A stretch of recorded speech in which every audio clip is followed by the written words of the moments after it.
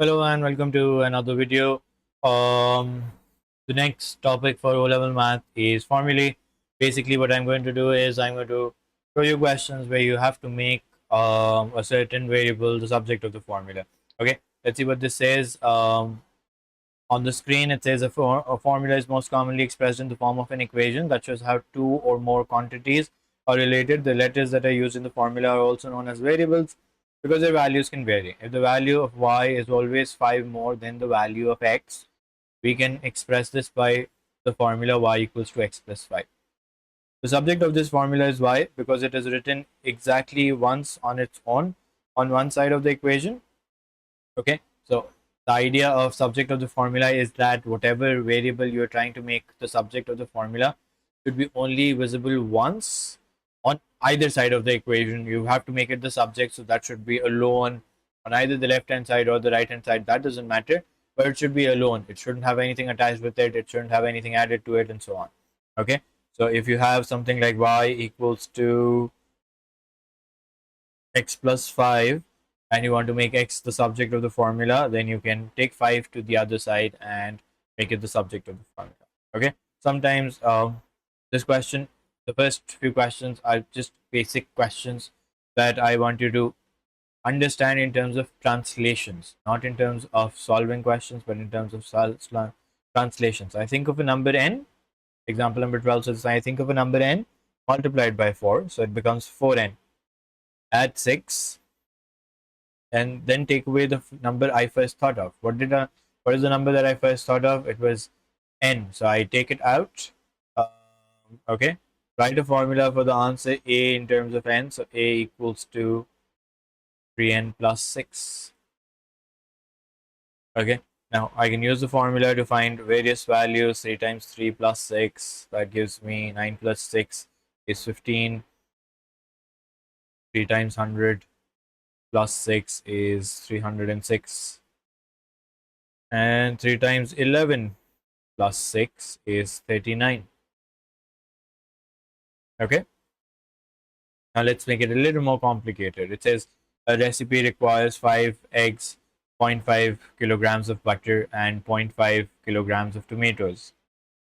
Okay, eggs cost E cents per 10. Okay, for 10 eggs. Butter costs B cents per half kilogram, and tomatoes cost T cents per kilogram. Okay, right, a formula for the total cost C cents of the recipe. Now, the recipe requires 5 eggs, E cents per 10. So, can I say that the cost of one egg is going to be E over 10? How many eggs do I want? I want 5 eggs, so I multiply that by 5. Okay, I can write multiply by 5.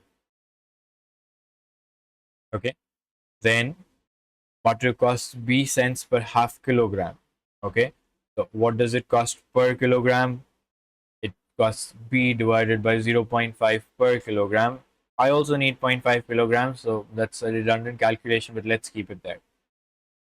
Then tomatoes cost T cents per kilogram, and how many kilograms do I want? I want 0.5 kilograms.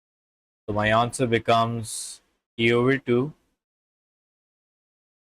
plus B plus T. Okay.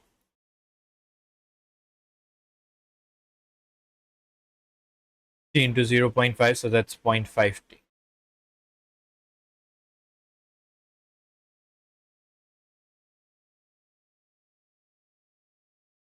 Okay, then calculate C when E equals to 22 plus 58 plus 0.5 times 12. So 11 plus 58 plus 6. That gives me 64 and 75. Okay.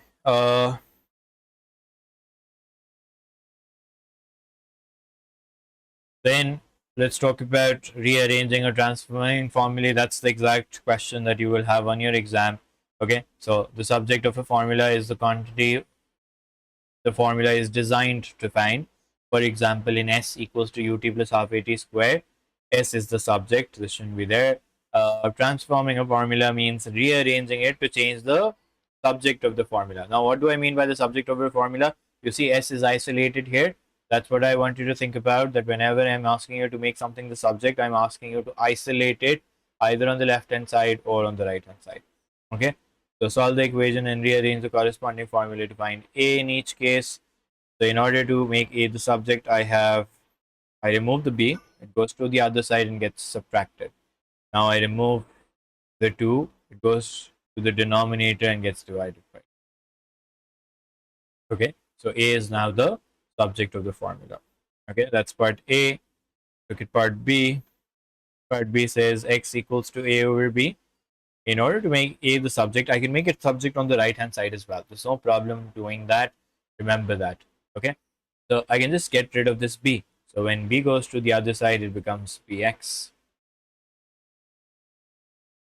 Okay.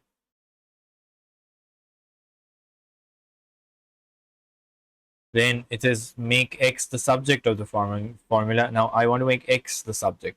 Now a lot of kids find this difficult. I'm not sure why, but whenever I see a fraction, what goes on in my mind is that I can, cross multiply it and make it in one line throughout. Okay, so that gives me 2 into 6, 12, and x into y. Now I need to think about how do I make x the subject. I remove the y from here and take it to the other side. Okay.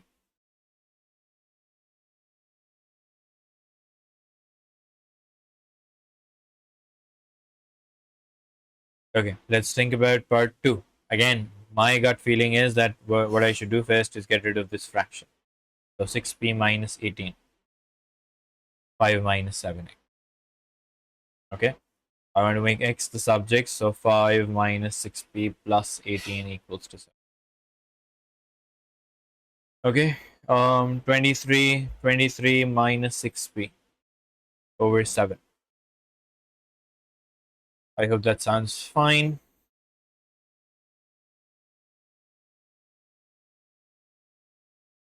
Okay, then let's look at, oh, there was a part C as well. Let's do part C.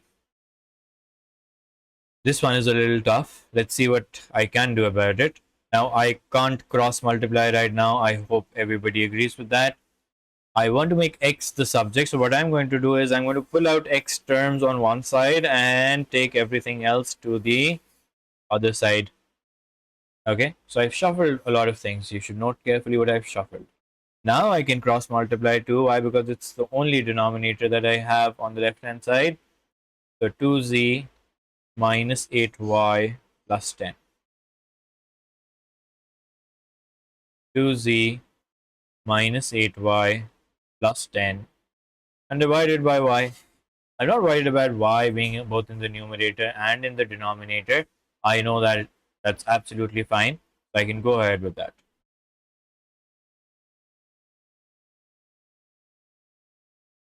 Okay. Let's look at example number 16. Yeah, I have about 5-6 questions to do. Okay. Let's look at this. Example number 16. It says find S when n equals to 10, a equals to 5, and l equals to 15 without using your calculator. Okay, so this is a no calculator. Do that. I don't think it's going to be challenging. So I think that's easy. That's 100. It says make a the subject of your formula. Now this one is important. What I want you to notice is how gradually I take the numbers to the other side. First of all, I get rid of the fraction. This becomes 2s. I've kept the rest of it as it is. Now, how do I get rid of the n? N is being multiplied on the right hand side, so it should be divided on the left hand side. Okay, then L is being added to the left hand side, so it must be subtracted on the right hand side. Okay, so A is now the subject. It's on the right hand side, that doesn't matter, but A is the subject.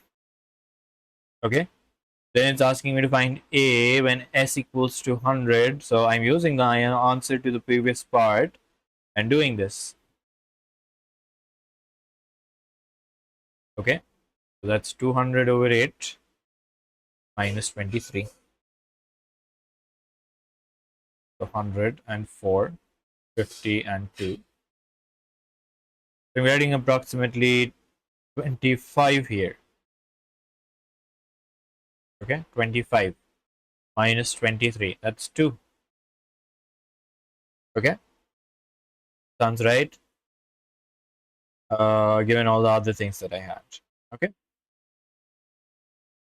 Then, although this should be a separate example, I'm running out of space here. Let's create some space first. Okay, let's shrink that a little bit and put it to the left hand side. Okay, so part 1 for the previous example. It says t equals to 2 pi root of L over g. Find t. Now I want to use my calculator. I have my calculator with me. Although I can show it to you on my screen as well. In fact, let's show you on my screen. When the question is a calculator on the calculator paper, I want you to use your calculator well. Okay, don't think about trying to do everything without a calculator. It's going to mess up some things. Okay, so find t when L equals to 15. So I'm going to first write it out. I'm not just going to do it directly. I'm going to write it out and say that L is 15, G is 9.8. Okay, giving your answer correct to 3 significant figures. Now, your exam instructions say that you should take pi as 3.142 unless otherwise specified. So that's what also I'm going to do. I'm going to say 2 into 3.142 into root of 15 over 9.8. 7.77. Okay. 3 significant figures, so that's what I've answered. That should be the correct answer. Okay. Make L the subject. Now, gradually, let's try to remove things from here. First, I get rid of the 2 pi that's bothering me. Okay, let's write it out again and then do it. So 2 pi root of L over g. So first I get rid of this 2 pi. 2 pi is being multiplied on the left hand side. We just now create some space. Okay, L over g. So I get rid of the 2 pi first. So t over 2 pi equals to root of L over g. Now L and g are both stuck inside a root. How do you remove a root? By squaring both sides. Remember this. Okay, so that's t over 2 pi squared. I don't need to simplify this. I can just say that this is equals to L over g. The root cancels out on the other side. Now, what am I making the subject? I'm making L the subject. So L, G gets multiplied on the other side. It's like simplifying a fraction. It was being divided here, so it gets multiplied on the other side. Okay, and that should be my final answer. No questions asked. Okay, then for the last part, I can just do this on my calculator. Okay, I can say that find L when G equals to 9.8, 5, and 2 into 3.142. I'm not showing you my calculator on my screen. I'm just using a physical one right now. But it's pretty much the same idea.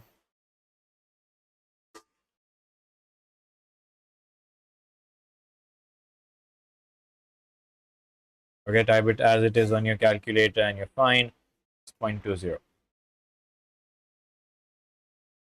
Okay, then there's a short exercise to help you out with rearranging equations and trying to make whatever is the subject. Okay, try these out. These are simpler questions. More difficult questions come up later on. Okay, let's see. I have about 5 more questions to do. I think we can do them in this video only. Okay, let's start doing them then. Okay, this is a equals to p into 1 plus r over 100 pi over t. If you've done compound interest, this formula should be very familiar to you. Okay, it says make, rearrange, and make r the subject. Okay, so gradually let's start removing. Okay, now notice that this is power t. How do you remove power t? Like in the previous one, when you were trying to remove a square root, I said square both sides. Now when you're trying to remove a power, if this was a square power, what you would tell me is that I'm not absolutely sure what this is though. It should say t, okay, let's keep it as t. So you take a tth root on the left hand side, okay, you take a tth root on the left hand side and you say that this is tth root of a over p, 1 plus r over 100. Then you remove the 1 first, and then you cross multiply the 100. So 100 tth root of a over p minus 100 equals to r.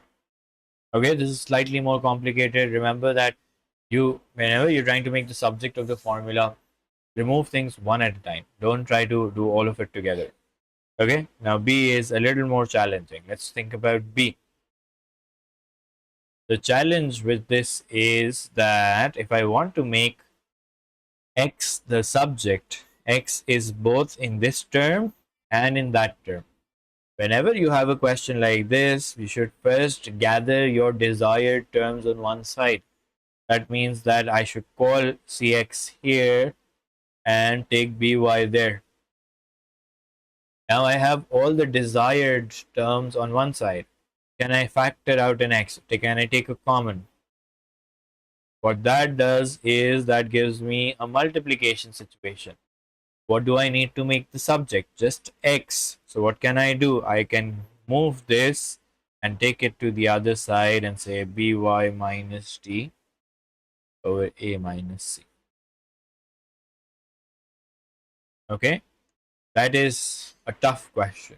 Both of these were tough questions. Make sure that you understand them and try to replicate it on your own. Go back in the video, pause the video, and then watch this again.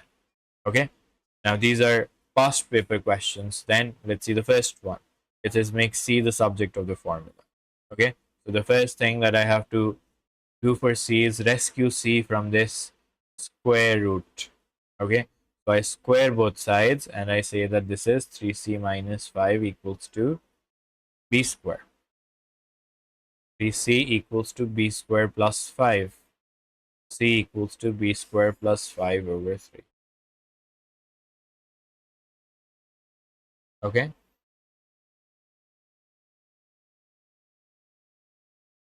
that's the next one. Make D the subject. So now this is often a common mistake that I want you to notice. A lot of people just do this cross multiplication.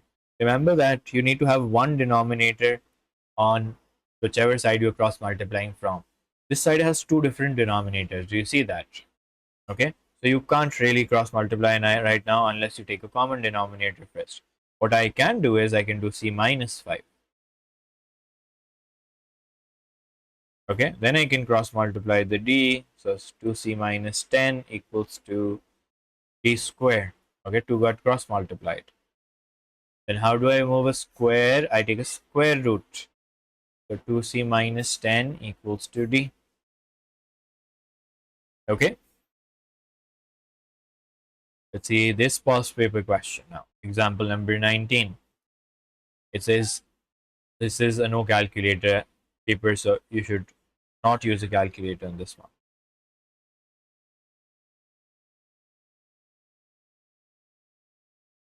So c equals to 5 over 9 minus 4 minus 32. 5 over 9 minus 36. 9 times 1, 9 times 4. So this should give you minus 20. What this part B says is says express f in terms of c. So you start with simplifying your fraction first. 5 over 9 is factored out, which means that it can be cross multiplied. So the first thing that I do is this. Can I also remove the 5? Can it also come down here? Why? Because it's being multiplied on the other side. It should be divided on the left hand side. So 9c over 5 plus 32 equals. Okay.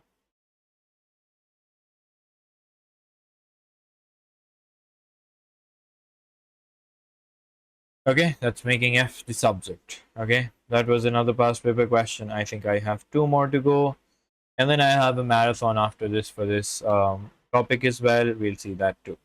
Okay, the first acting on an object during a collision is given by the formula. So those of you who've done momentum should find this formula very familiar. Given that m equals to 4, v equals to 5, u equals to 3, and t equals to 0.01. Find the value of f. M is 4, v is 5, u is 3, m is again 4, and then u is 3, and then you're dividing by 0.01. Okay, so that's 20 minus 12 over 0.01. That's 8 over 0.01. Now, I don't know how you've done this, but what I do is I remove the decimal and I put a 1 and then as many zeros as the decimal involved. So this becomes 800 over 1. This is 800 ultimately. Okay, the different ways of doing the decimal. So feel free to use whichever way you understand decimals better. Rearrange the formula and make m the subject.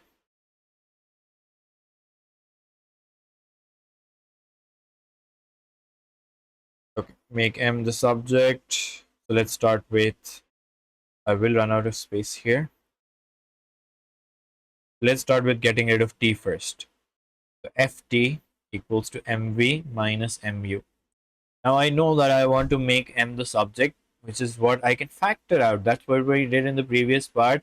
We said that if you have many terms that have your desired variable, you move all the desired terms on one side. So in this case, I already have them on one side. That's easy for me to do. Okay. So ft over m equals to v minus u. Okay.